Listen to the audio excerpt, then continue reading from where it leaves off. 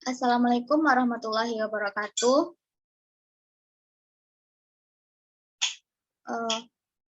Baiklah, pada kesempatan kali ini kami akan mempresentasikan hasil diskusi kami, yaitu dengan mata kuliah Strategi Pembelajaran Ekonomi, dengan materi yaitu konsep dasar pembelajaran, dan dengan dosen pengampu yaitu Ibu Rita Sofyan SPD MPD. Kami dari kelompok 1 yang beranggotakan rekan saya yaitu Dahlia Anggraini dengan NIM 20053007 dan saya sendiri Novelga dengan NIM 20053013. Pada kesempatan kali ini, kami akan menjelaskan yang pertama yaitu konsep dasar mengajar. Apa sih mengajar? Istilah mengajar pada dasarnya merupakan suatu usaha untuk menciptakan kondisi atau sistem lingkungan yang mendukung dan memungkinkan untuk berlangsungnya proses belajar. Mengajar adalah sebagai kegiatan guru. Di samping itu, mengajar adalah menyampaikan pengetahuan pada anak didik.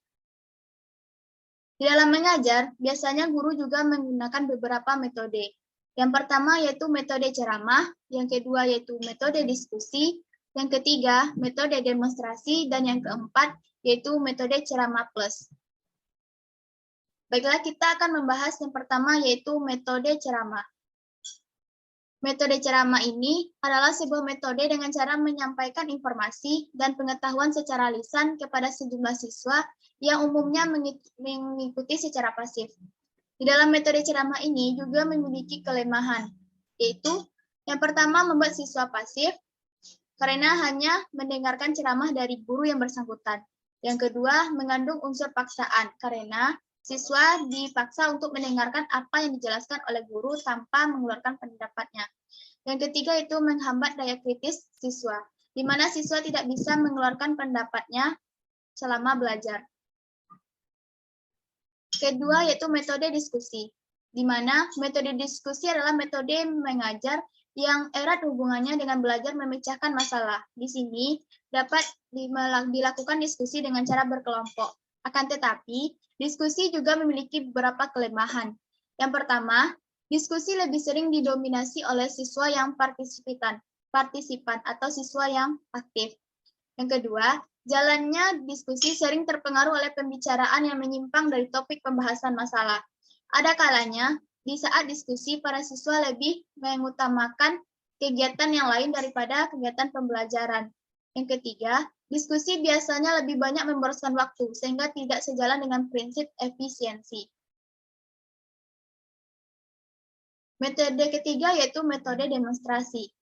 Metode demonstrasi ini adalah metode mengajar dengan cara memperagakan barang, kejadian, aturan, dan urutan melakukan kegiatan, baik secara langsung maupun penggunaan media pengajaran yang relevan dengan pokok bahasan atau materi yang sedang disajikan oleh guru.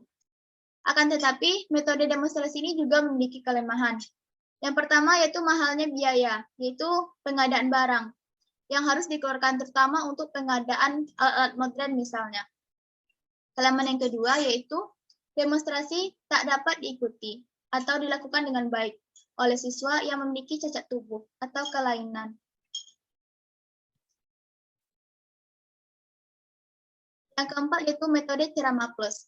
Metode ceramah plus tersebut dapat terdiri atas banyak metode campuran, yaitu gabungan antara metode ceramah plus tanya jawab dan tugas, metode ceramah plus diskusi dan tugas, dan metode ceramah plus demonstrasi dan pelatihan.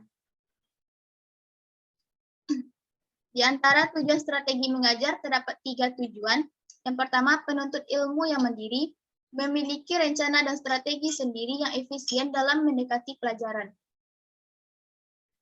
Penuntut ilmu yang aktif sebagai pemikir dan pemecah masalah. Penuntut ilmu yang lebih sadar dan lebih mampu dalam mengendalikan proses berpikir sendiri.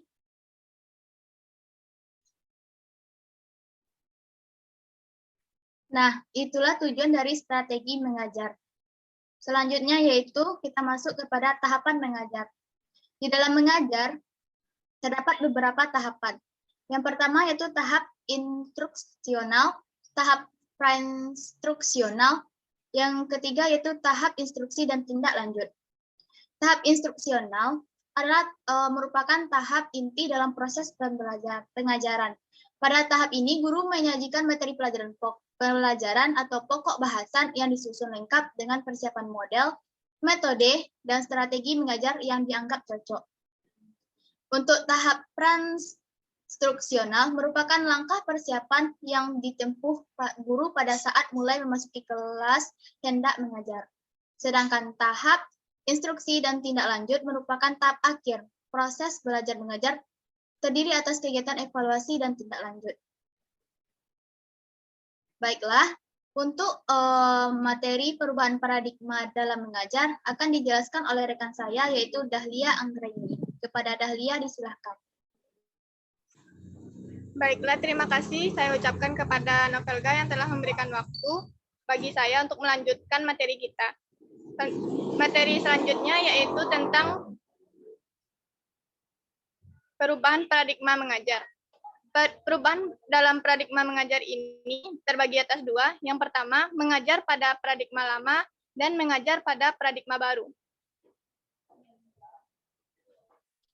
Nah, untuk yang pertama, kita masuk kepada mengajar pada paradigma lama. Yang pertama ada pola terpisah. Nah, pola terpisah ini yaitu pola mengajar yang menggambarkan ketidakadaan hubungan antara peran yang dilakukan guru sebagai pengajar dengan siswa sebagai pembelajar.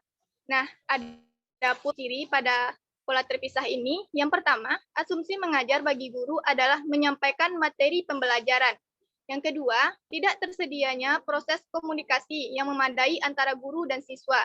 Selanjutnya, guru tidak menyusun strategi pembelajaran dengan baik.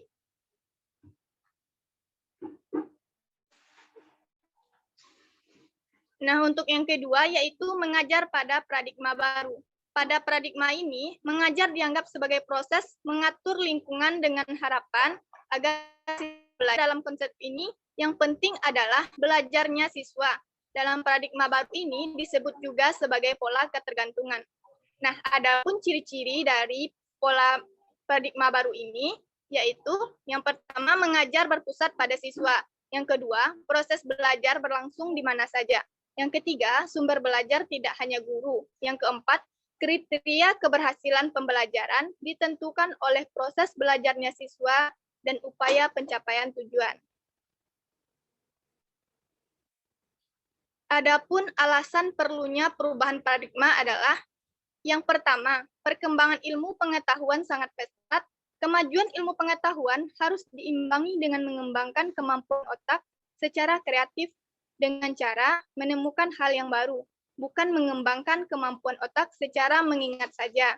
Yang kedua, perkembangan teknologi informasi dan komunikasi sangat hebat, dapat mempengaruhi belajar dan pembelajaran yang dilakukan oleh siswa.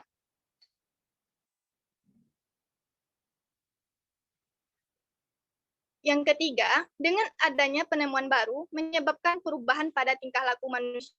Dengan demikian, guru tidak lagi memosisikan dirinya sebagai sumber belajar yang bertugas menyampaikan informasi, akan tetapi harus berperan sebagai pengelola sumber belajar untuk dimanfaatkan siswa itu sendiri. Nah, untuk materi ketiga kita masuk kepada makna mengajar.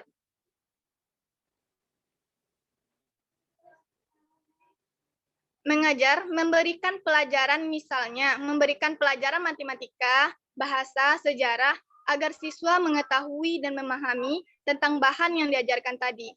Menurut umum, mengajar diartikan sebagai usaha guru untuk menyampaikan dan menanamkan pengetahuan kepada siswa, serta upaya pembinaan pribadi, sikap, mental, dan akhlak anak didik. Sedangkan mendidik ialah memelihara dan memberi latihan mengenai akhlak dan kecerdasan pemikiran. Baiklah, sekian presentasi dari kami. Jika ada salah, kami mohon maaf. Kami sudahi dengan wassalamualaikum warahmatullahi wabarakatuh.